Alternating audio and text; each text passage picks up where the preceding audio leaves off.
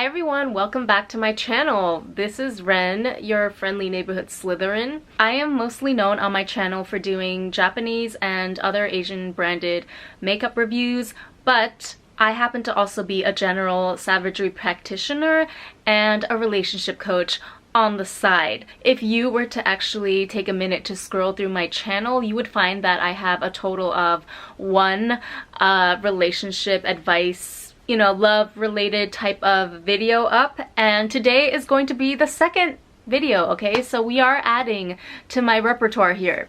Today I wanted to quickly come on here and address the myth of the friend zone. Yes, you heard me right, because that's exactly what it is. It's a myth. It does not exist. The friend zone is actually a place that does not exist.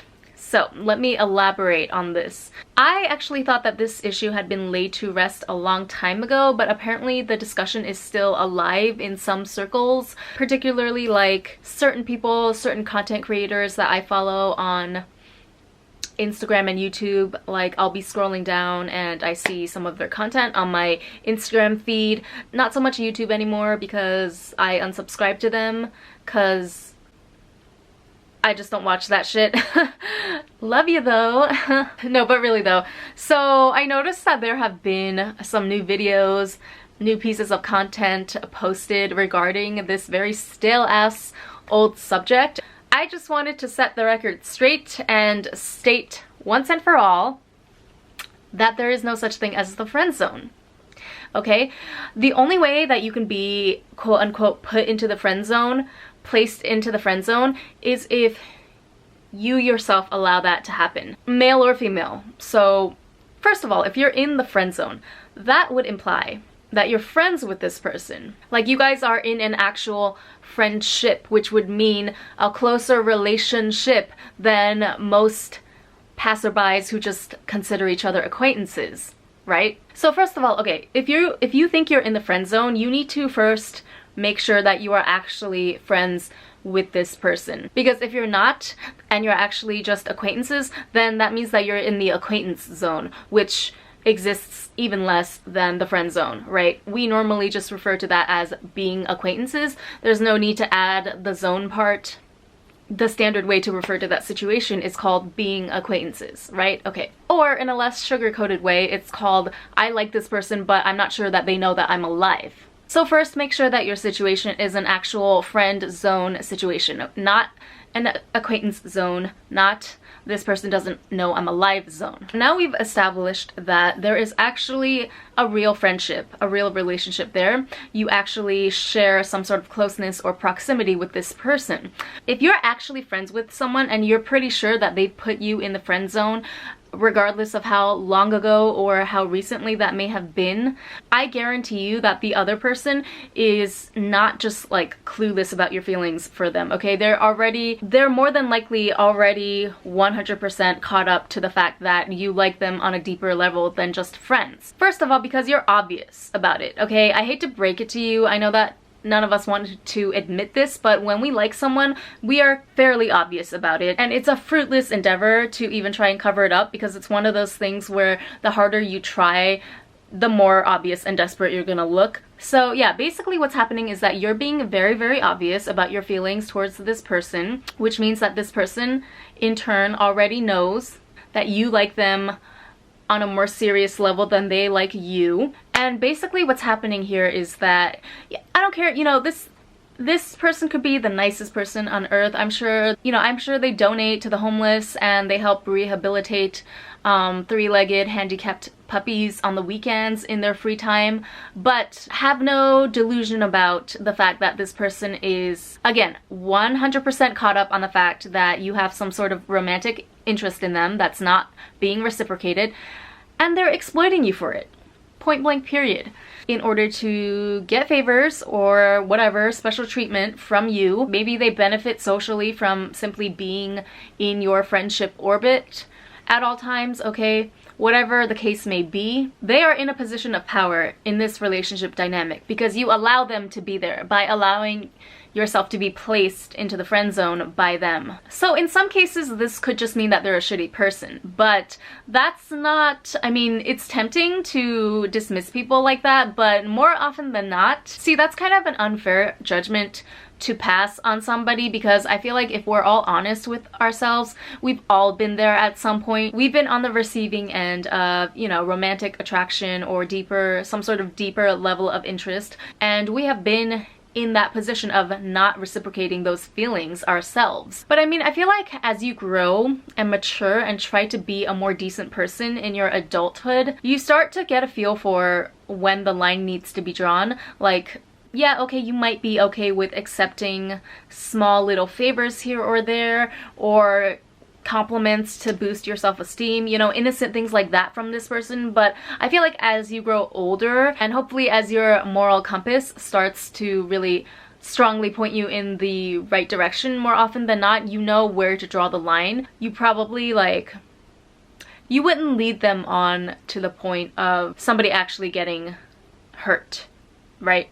Like, I don't know about you, but I am at a point in my life where I don't even entertain communication with people that both parties are not exactly sure where we stand in our relationship dynamic. So like, for example, there's guys in my life right now that I don't think would necessarily be opposed to being in a relationship with me. However, it's not gonna be the end of their life.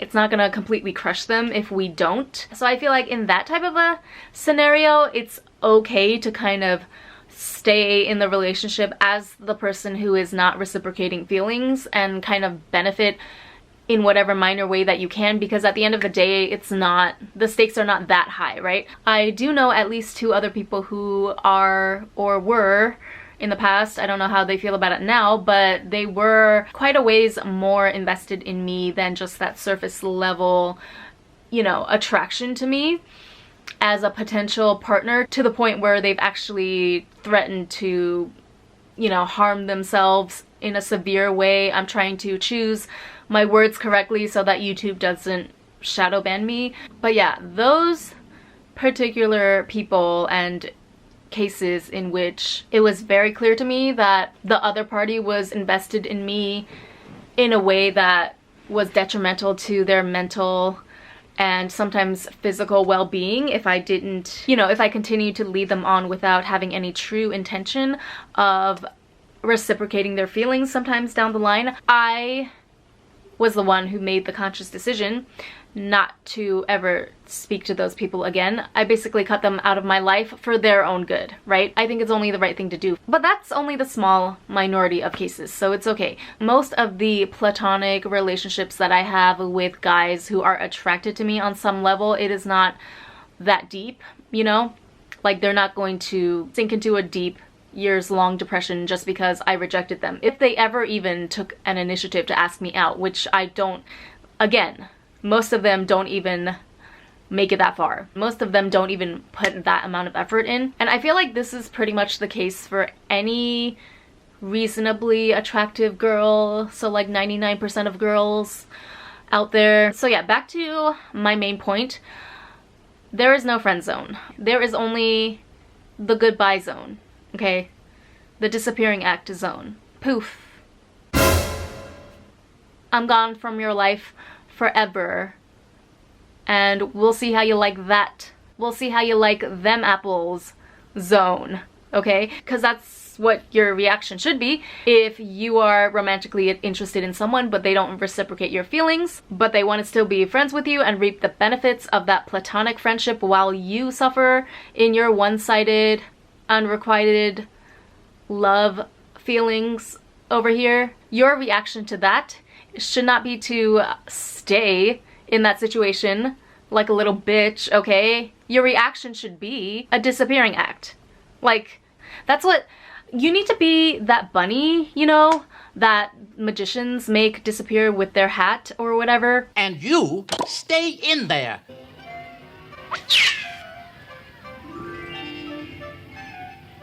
You need to be that bunny and disappear on their ass. the moment that they indicate you, whether directly or indirectly, that they're not ever willing to give you anything more than platonic friendship, but they want to reap the benefits of your friendship and goodwill while not giving you what you want in return, which is a romantic relationship, why would you ever accept those terms? Like, get some goddamn self-respect, please.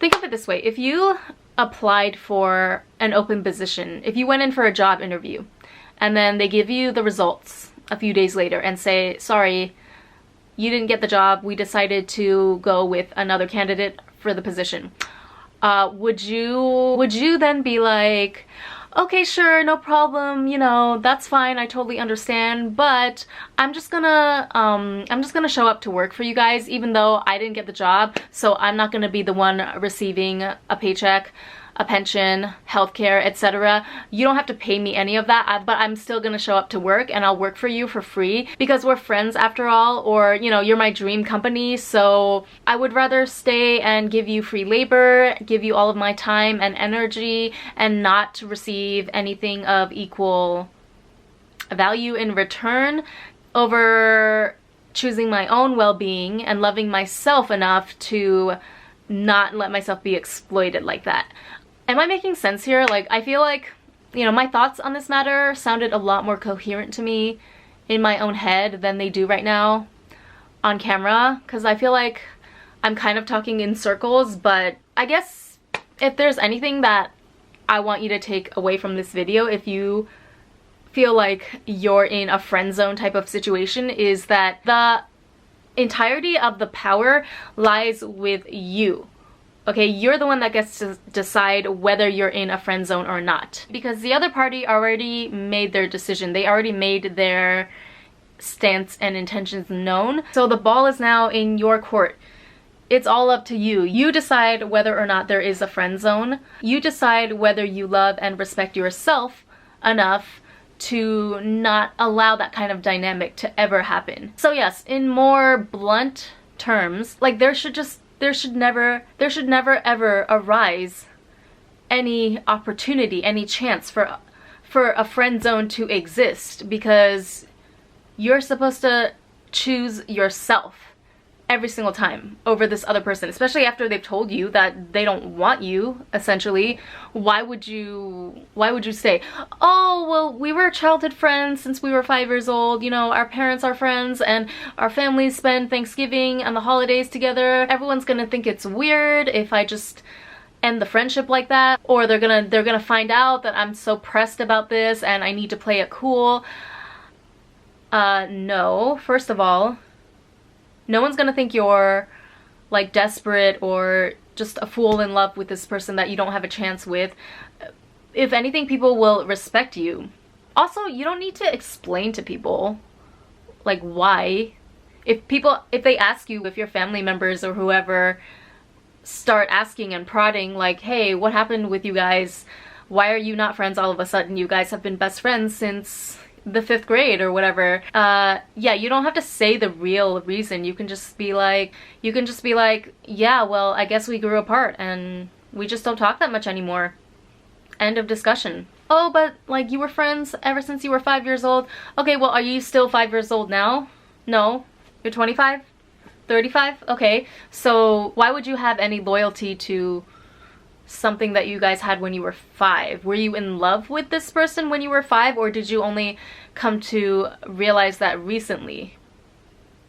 Which is probably what created this whole friend zone situation in the first place, because that's what adulthood and, you know, puberty and regular male-female dynamics will do to you. But yeah, like, you don't owe anyone an explanation. If your family has a problem with it, oh well, tough. It's your life, not theirs, right? If the, you know, the friend that you wanted to turn into a significant other, if they have a problem with it and they still want to be friends, again, tough. You don't want to be friends with them. I don't wanna be friends.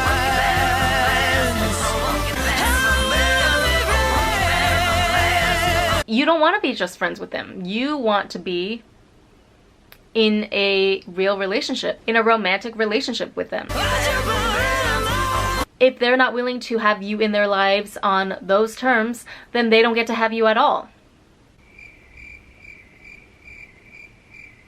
Do you understand me? Like, they're just gonna have to find out the hard way what it feels like to not have you in their lives. And that's kind of the most entertaining part of this whole thing, to be honest with you, because 9 times out of 10, when you cut someone off, and when you really mean it, I mean like cold turkey, okay? You block them on all social media, don't respond to a single text, email, whatever means that they try to catch a hold of you.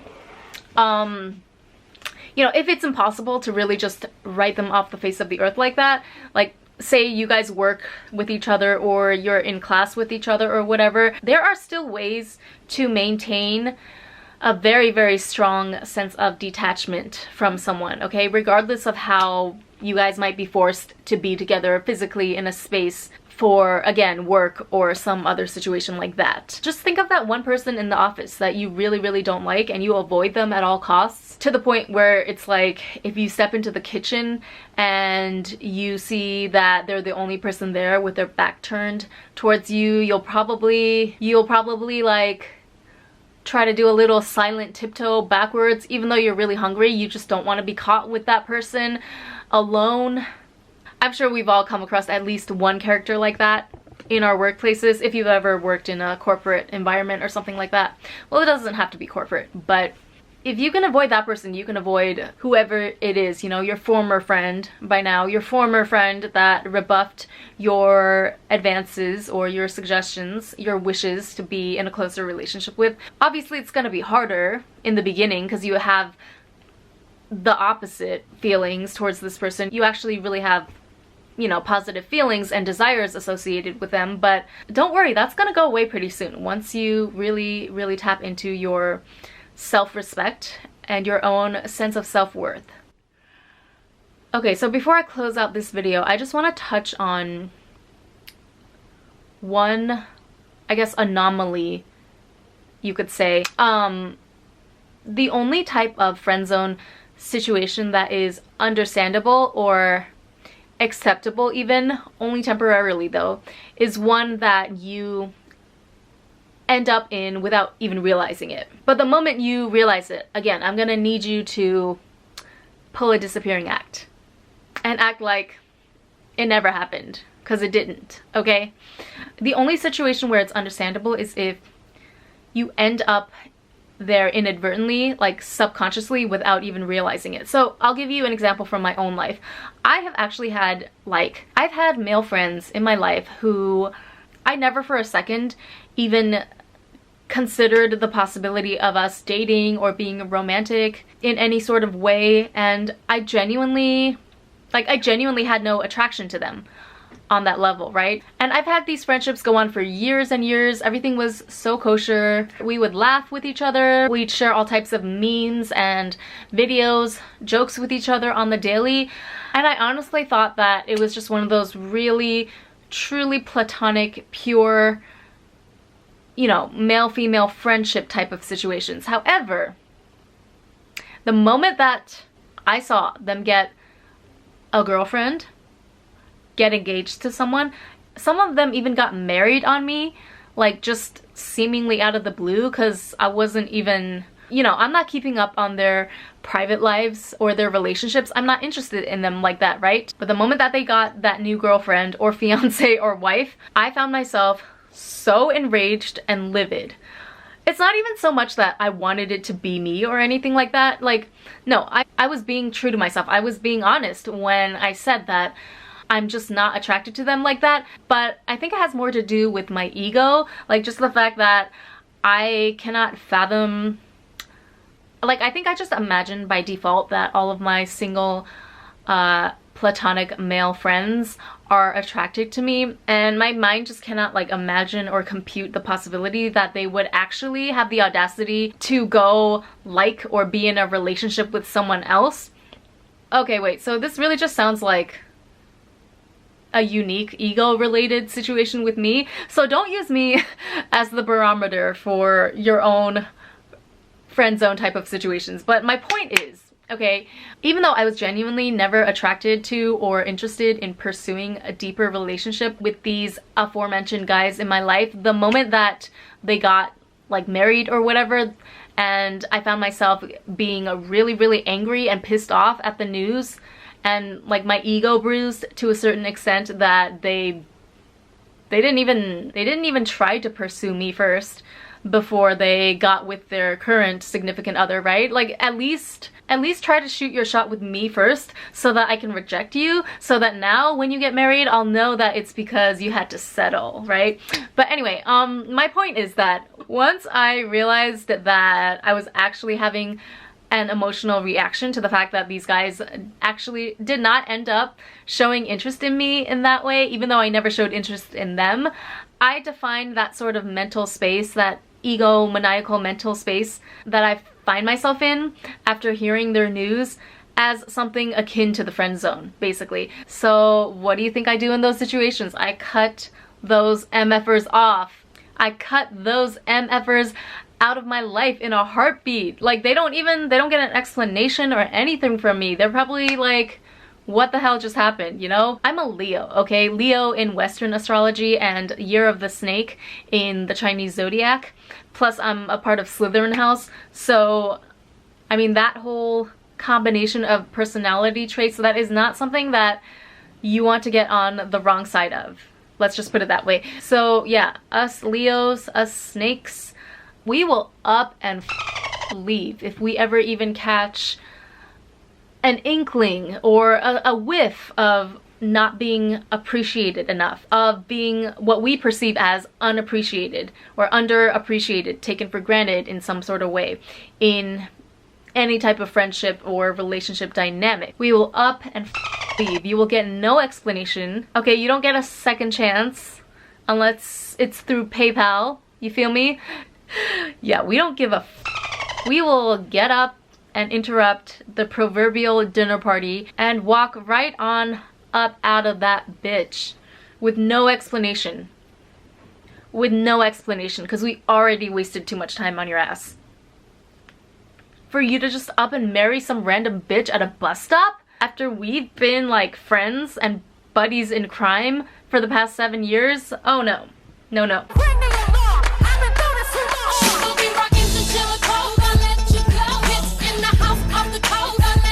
I mean, I wouldn't have said yes even if you did ask me out, which is probably why you never did, but you could have at least given me the chance to reject you first.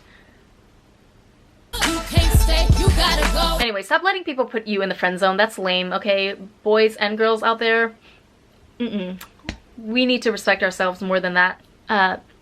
Disappear instead. Thank you very much for coming to my TED Talk.